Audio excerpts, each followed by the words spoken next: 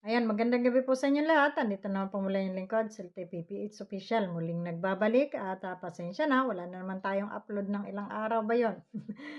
So ngayon po tayo mag-upload dito sa ating munting channel at maraming salamat po sa aking mga kumaring solid na naandyan lamang ano.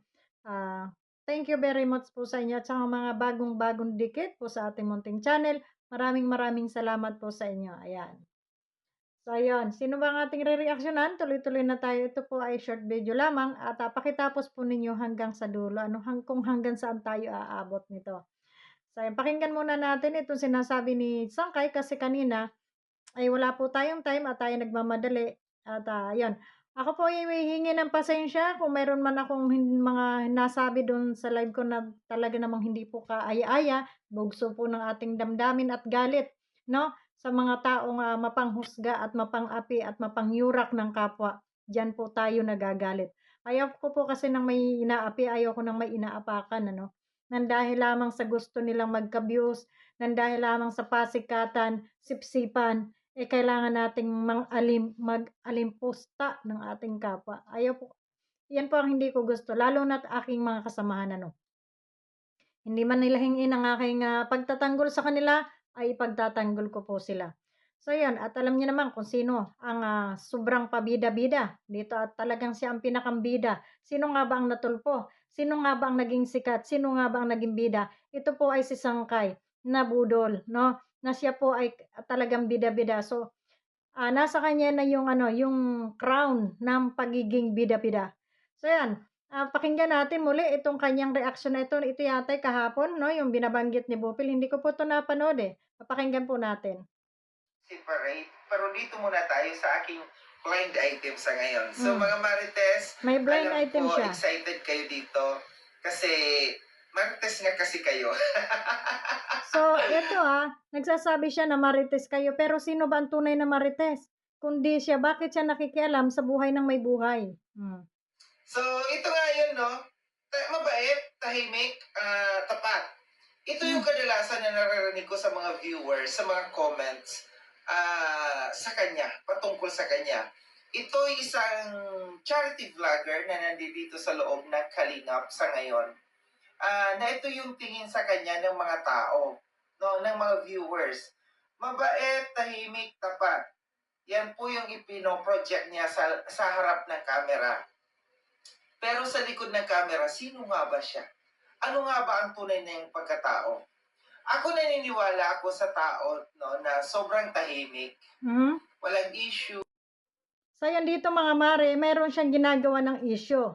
At, titingnan natin kung sino itong kanyang tinutukoy. Do'n sa sinasabi niyang tahimik, mabait, parang nauulanigan ko na 'no, kung sino ito 'no, kung sino itong tinutukoy niya dito. Yun pala yung mga may tinatago. Mhm. Kaya pala siguro sila tahimik kasi mayroong itinatago sila sa buhay nila. Mhm. O sige, Hindi gaya magtawa kay ka. Sangkay doon nagiging ni Sangkay. Hindi Ano, gaya ni Sangkay na ang ingay ni Sangkay, talagang hindi siya kagaya sa'yo, Sangkay. Dahil itong taong kung ito man ang yung nasa isip ko, kung ito man yung tinutukoy mo, itong taong ito ay professional, kaya hindi siya maingay, 'no? Pero ikaw at itong taong ito, hindi ko 'to naringganan ng budol ng hingi sa mga sponsor at umasa sa sponsor ng lalamunin niya, lalo na ng pamilya niya. Pero ikaw, magkaiba talaga kayo. Ikaw, saksakan ng kapal yung pagmumukha mo dahil yung nilalaman ng sikmura mo sa sponsor mo, kinukuha. Hindi mo pinaghirapan. Ngayon may mukha ka pa para iharap at tatawa-tawa ka pa, pang-iinsulto. Yung iniinsulto mo, hindi hamak ng may dignidad kaysa sa'yo, 'di ba? yung mga lumabas na sa open book na yung buhay ko. Pero ito siya, tahimik. Tahimik. Kaya nga talaga maraming nagkakagusto sa kanya ng mga viewers. Mhm. Maraming humahanga sa kanya ng mga viewers kasi nga walang issue sa kanya. Parang Tahimik. Maraming humahanga ng mga viewers, bakit mo binibigyan ng issue? Tahimik nga siya, wala siyang issue sa buhay mo, wala siyang issue sa labas. Kung may problema man siya, pang sariling problema yun, personal niyang problema, bakit mo pinanghihimasukan? ang akala natin perfect talaga siya. Mhm. Pero yung pala sa likod ng sa totoong buhay niya, mayroong itinatago rin. Hmm. Well, lahat naman tayo may itinatago. Umpisahan natin dito sa kanyang itinatago Hmm. na siya ay may asawa. Oh, may Hindi asawa. ko alam kasi talaga. Akala ko talaga sa tinagal-tagal ko dito sa loob ng Kalingap, ang Hmm. pagkakaalam ko talaga siya ay binata. Yung pala siya ay may asawa at Tapos? merong anak, Hmm. isa. Alleen zie knackige, goldene.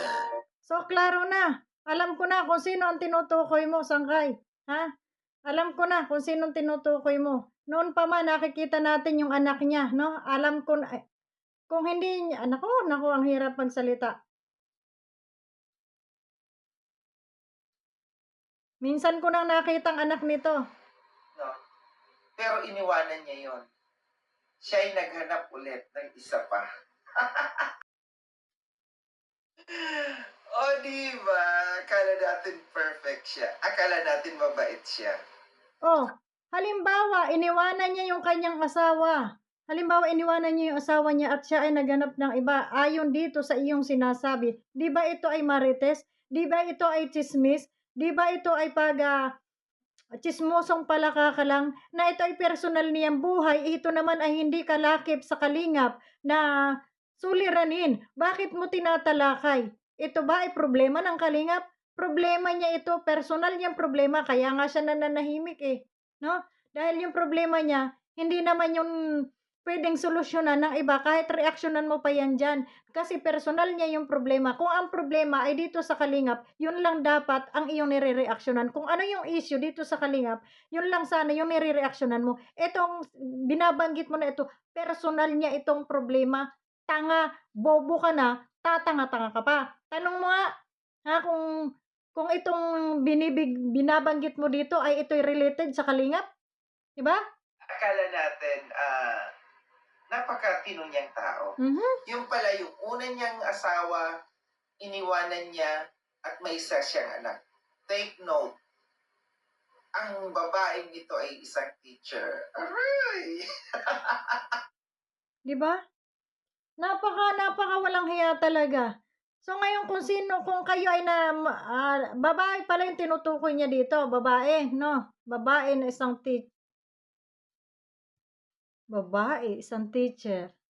Nako, sampalin niyo na 'tong hayop na 'to, napakatsismoso nito. Tama ba? Nakalad ka rin pa niya yung buhay ng may buhay na hindi naman pala yun ano dito. Personal ng buhay niya yun.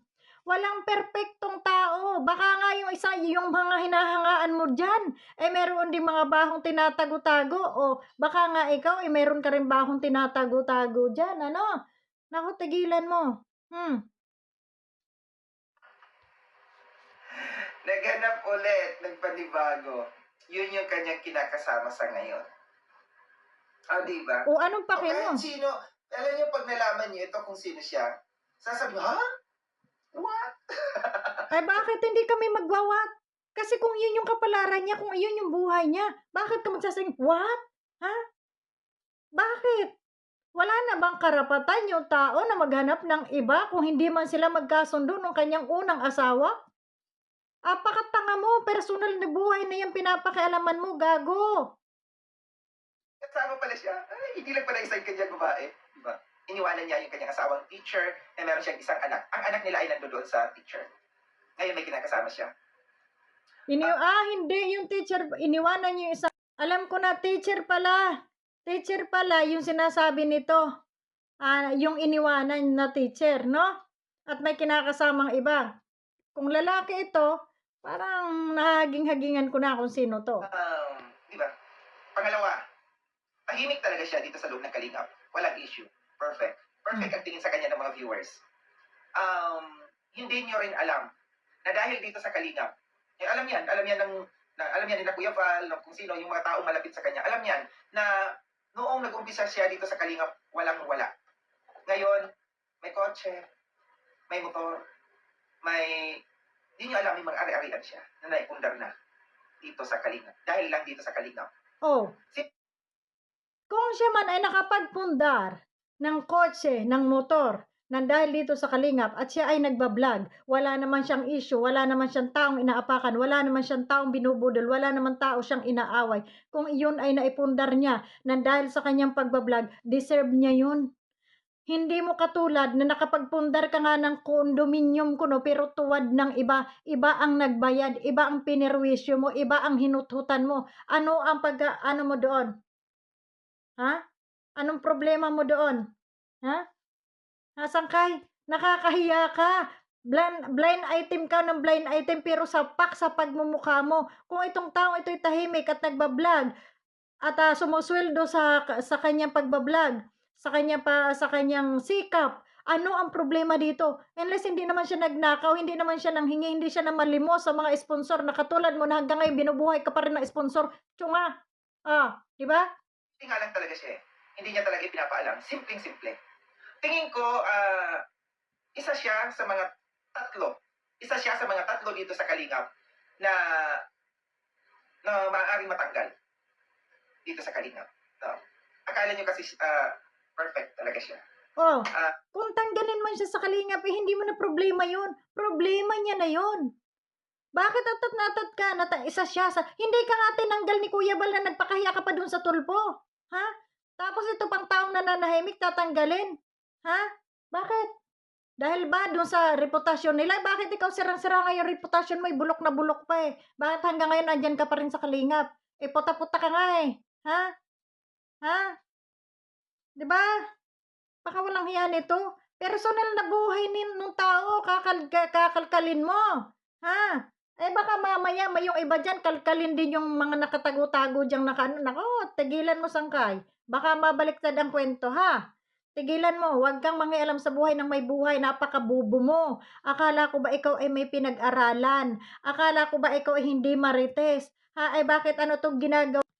Personal na nilang buhay ito, magserkubalintong, mag-unsa man sila diha, wala kang pakialam sa buhay nila. Dahil hindi mo sila sinuswelduhan, hindi mo sila pinapalamon. Kaya kung ano man gawin nila sa buhay nila, wala kang pakialam. Yang panghuhot-hot mo, ang pakialaman mo. Ha? pero sa likod ng camera, hindi, ito yung masasabi ko lamang dito sa mga viewers, no? Na huwag masyadong maniwala, huwag masyadong mag-idolize, no? Kung kilala niyo siya sa harap lamang ng camera. Kung kilala niyo siya, kung nakilala niyo siya or sila dito lamang sa YouTube, sa camera, dapat alamin, kilalanin kung sino nga ba ang tunay na kung ano nga ba ang tunay na pagkatao niya. Ang tanga mo.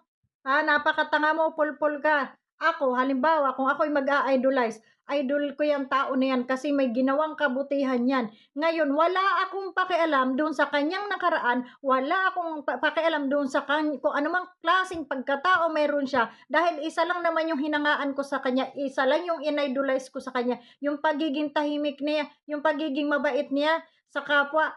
Sapat na 'yon para sa akin, ha? Hindi ko na kailangang alamin pa ang personal na buhay nila dahil kung yung tao may pinagdaraanan, ha? Ay kumusta naman ikaw, wala ka rin bang pinagdaraanan? Wala ka rin bang personal na problema at mangingialam ka sa buhay ng may buhay? Anong tawag sa'yo? Marites, tipikal na tsismoso, pakialimerong palaka, pabida-bida, kaya yan. Ikaw ang tunay na bida, no?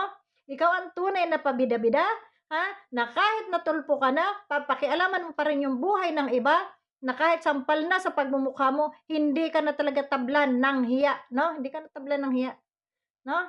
Sangkay.